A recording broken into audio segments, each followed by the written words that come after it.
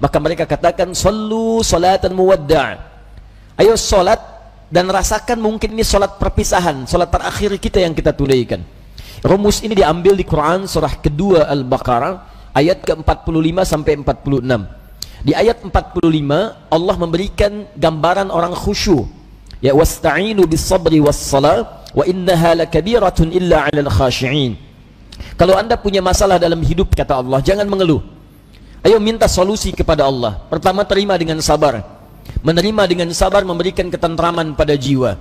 Minimal jiwa tenang dulu walaupun solusi belum datang. Jiwa yang gelisah hanya akan menghadirkan keresahan dan sikap yang tidak penting, sehingga melahirkan hal-hal yang tidak kondusif.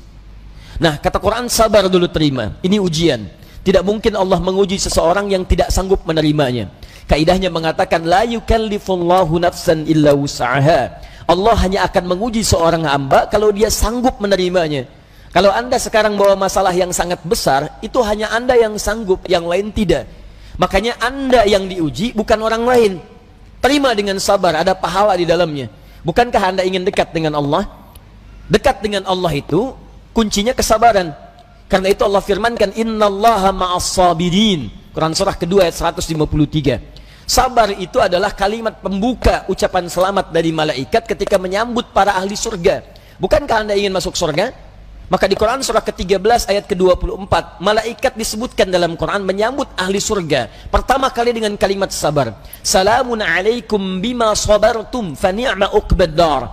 Selamat ya, Anda sabar saat di dunia. Sabar. Dengan sabar ini Anda bisa masuk surga. Silahkan nikmati tempat yang belum pernah Anda nikmati dan rasakan sebelumnya. Sabar. Dan sabar itu selalu bersanding dengan ujian. Quran surah kedua Al-Baqarah ayat 155. Ya, walanabluwannakum bisyai'in minal khauf wal ju' wa naqsin minal amwal wal anfus wath thamarat wa basyiris sabirin. Setiap yang hidup akan kami uji dengan berbagai persoalan kehidupan, bukan untuk membebani, kata Allah, tapi meningkatkan kualitas kehidupan. Sebab seorang yang tidak diuji tidak akan ketahuan peningkatan kualitas hidupnya. Anak SD yang tidak ujian sulit bagaimana mengukur kapasitas ilmunya untuk layak masuk SMP. Anak SMP yang tidak ikut ujian sulit diukur apakah kualitas keilmuannya bisa enggak masuk dia ke SMA. Demikian dalam hidup, ketika kita diuji, hakikatnya Allah ingin meningkatkan kualitas kehidupan, bukan ingin membebani hidup kita menjadi banyak dengan persoalan. Ada yang gelisah, kata Quran.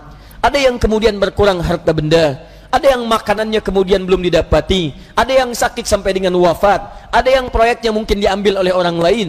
Tapi kata Allah, berbahagialah ketika Anda diuji dengan itu semua. Hal yang Anda lakukan pertama kali adalah sabar. Wa basyiris sabirin, sabar. Tapi yang paling menarik, sabar itu tidak mudah. Tapi ada yang lebih susah dibandingkan dengan sabar, yaitu khusyuk. Khusyuk. Karena itu ketika Allah menyandingkan sabar dengan khusyuk, wasta'inu bis-sabri was-salah. Jika Anda punya masalah, terima dulu dengan sabar, minta tolong lewat salat. Tapi salat tidak mudah, illa 'alal khashi'in, kecuali bagi orang khusyuk. Khusyuk lebih sulit dibandingkan dengan sabar. Ketika Allah sandingkan antara sabar dengan khusyuk dalam salat, maka kata gantinya hanya menunjuk kepada salat. Wa innaha, bukan wa innahu. Ha, dhamirnya muannats. Salat ujungnya ta marbutah, menunjuk pada muannats. Maka kata Allah, menunaikan salat dengan khusyuk itu lebih sulit dibandingkan sabar, sekedar sabar menerima ujian. Kenapa? Dalam sabar kita masih bisa mengingat sesuatu yang ingin kita ingat. Dalam salat yang tidak ingin Anda ingat bisa diingat. Silahkan cek Abu Dawud nomor hadis 857. Ketika Anda bertakbir mengucapkan Allahu Akbar, disitulah kata Nabi, setan akan membisikkan pada jiwa Anda, uzkur kada, uzkur kada. Ibu kalau belum takbir, Bu, biasa aja. Tapi begitu ibu mengucapkan Allahu Akbar, kata Nabi, setan di situ mulai bekerja. Ingat ini ya, ingat itu ya. Gak percaya silahkan nanti zuhur, Bu. Begitu ibu takbir, handphone, ingat WhatsApp belum dibalas, miss call belum dijawab, entah itu khairayara atau miss call syarayara. Mesti ingat tuh. Bahkan kata-kata saya ini ibu akan ingat tuh. Begitu ibu takbir, mulai bekerja. Ingat ya, kata Ustadz Adi, setan akan bisikin tuh. Itu setan, Bu, bukan saya. Muncul dia. Ya hatta la yash'urul musalli kam rak'atan yusalli. Sampai-sampai orang salat, kata Nabi nih, kalau Nabi bicara pasti akan terbukti. Sampai-sampai orang salat ada yang tidak sadar berapa rakaat sedang menunaikan salatnya. Oh. Muncul. Nah, kalau Anda ingin khusyuk bagaimana caranya? Ayat 46-nya mengatakan, ini poin kita. Alladzina yadhunnuna annahum mulaqu rabbihim wa annahum ilaihi raji'un. Alladzina yadhunnuna annahum mulaqu rabbihim.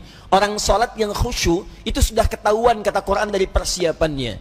Dia bersiap untuk menjumpai Rabbnya. Tuh.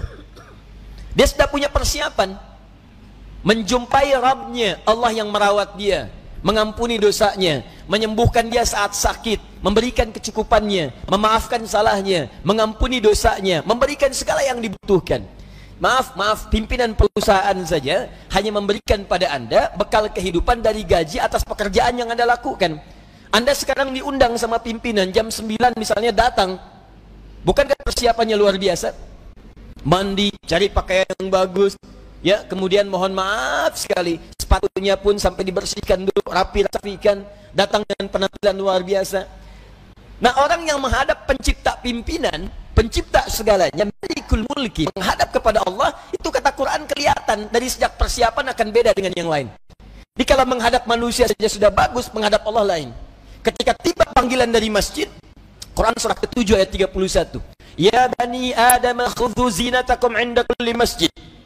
Hei anak cucu Adam, kalau sudah tiba panggilan dari masjid, maka siapkan penampilan terbaikmu. Orang khusyuk beda. Begitu mendengar kalimat Allahu Akbar, persiapan sudah bagus. Nah, jadi kalau Anda sudah merasakan persiapan seperti itu, maka ketahuilah Allah sedang mencintai Anda karena sedang meresapkan kekhusyuan dalam jiwa Anda. Tapi kalau sebaliknya, dengar azan masih santai. Kok masih santai? Belum qomat. Dengar qomat belum siap-siap. Atau bahkan lebih dahsyat, dengar azan tapi sudah menolak. Allahu Akbar, kecilin volumenya. Wah, ini masalah. Dan kita doakan supaya mendapatkan pencerahan lebih baik, bukan dicela karena mungkin belum siap menerima nilai kebaikan, sehingga doa kita bisa memudahkan itu untuk didapatkan. Begitu cara merespon sesuatu. Jangan selalu keburukan yang terlihat direspon dengan cara yang lebih buruk, tidak. Ya, mencegah kemungkaran bukan dengan cara yang mungkar. Hal yang pertama kita lakukan, tumbuhkan sikap ma'ruf, nilai-nilai kebaikan yang dengan itu kemudian mendapatkan simpati yang lebih baik dari sebelumnya. Anda punya tetangga, tetangganya muslim, laki-laki, beriman kepada Allah. Jarak dia ke masjid cuma 5 meter. Ini masjid, ini rumah dia. Speaker masjid menghadap ke rumahnya begini. Ya. Tapi dengar adzan belum tergerak untuk ke masjid, nggak mau dia ke masjid. Apa hukumnya? Hukum laki-laki beriman yang tidak mau ke masjid, rumahnya dekat dengan masjid. Apa hukumnya? Tapi nasihat, bakar rumahnya. Main bakar aja. Sudah, hukumnya ajak dia ke masjid. Paham? Barangkali dititipkan oleh Allah jadi tetangga bapak supaya bapak dapat banyak pahala dari situ. Karena cuma bapak yang bisa ngajak, bukan dititipkan pada tetangga yang lain. Kenapa nggak Anda ajak? Tetangga masa gitu? Ya, ajak dia. Ya ajak, doakan di malam hari, ajak di pagi harinya, ayo ke masjid, ayo ke masjid. Begitu dia ke masjid karena ajakan Anda, maka setiap dia masuk masjid dan ibadah di masjid, Anda mendapatkan bagian dari pahalanya. 2 lafaz hadisnya. Di hadis Muslim hadis 1402, man sanna fil islami sunnatan hasanatan falahu ajruha mithla ajri fa'iliha min ghairi an yankusa min ajriha syai'. Siapa yang mengoptimalkan sunnah-sunnah kebaikan dalam Islam, mengajak pada sesuatu kebiasaan dalam Islam, diikuti oleh orang lain, maka dia mendapatkan pahala dari yang mengikuti itu tanpa dikurangi sedikit pun. Sunnah kebaikan berjamaah, sunnah yang sangat ditekankan. Ayo ke masjid, ke masjid, ke masjid. Begitu orang itu ke masjid, baru masuk masjid, Anda mendapatkan pahala dari orang itu tanpa dikurangi sedikit pun. Saya kasih info, kita ini baru nyampe masjid, alhamdulillah, di hadis Muslim disebutkan sudah mendapatkan 25 kebaikan. 25 itu 1 ke 2 jaraknya 500 tahun, 2 ke 3 500 tahun, 3 ke 4 500 tahun, sampai ke 25-nya baru masuk. Nah, orang yang bisa mengajak orang lain ke masjid, begitu orang itu masuk, dia mendapatkan otomatis transfer pahala sama persis 25 tanpa dikurangi sedikit pun. Itu belum tahiyatul masjidnya, belum bacaan Qur'annya, belum zikirnya, luar biasa. Nah, saya kembalikan kepada yang awal, maka orang-orang khusyuk itu dari penampilan sudah ada. Kemudian dia datang menunaikan sholat. Bagaimana perasaan saat akan menunaikan? Kenapa pakai pakaian yang bagus? Kenapa wudhu dulu? Quran surah 5 ayat 6. Kenapa dia sempurnakan wudhunya? Alasan paling utamanya bukan sekedar sholat. Wa annakum ilaihi raji'un. Dia merasa mungkin ini adalah sholat terakhir yang dia tunaikan, dan mungkin dalam sholat itu dia akan pulang kepada Allah Subhanahu wa ta'ala. Karena itu diantara orang-orang saleh, kalau sudah tiba panggilan adzan, sahabat Ali bin Abi Thalib radhiyallahu ta'ala anhu, begitu adzan dikumandangkan sudah bergetar jiwanya. Ditanya, lima hakadha ya amiral mu'minin, kenapa perasaan anda demikian ya amiral mu'minin? Kata beliau, tibalah panggilan yang kalaupun terdengar oleh gunung dan yang lainnya mereka akan bergetar karena takut kepada Allah, khawatir tidak bisa menyempurnakan perintahnya.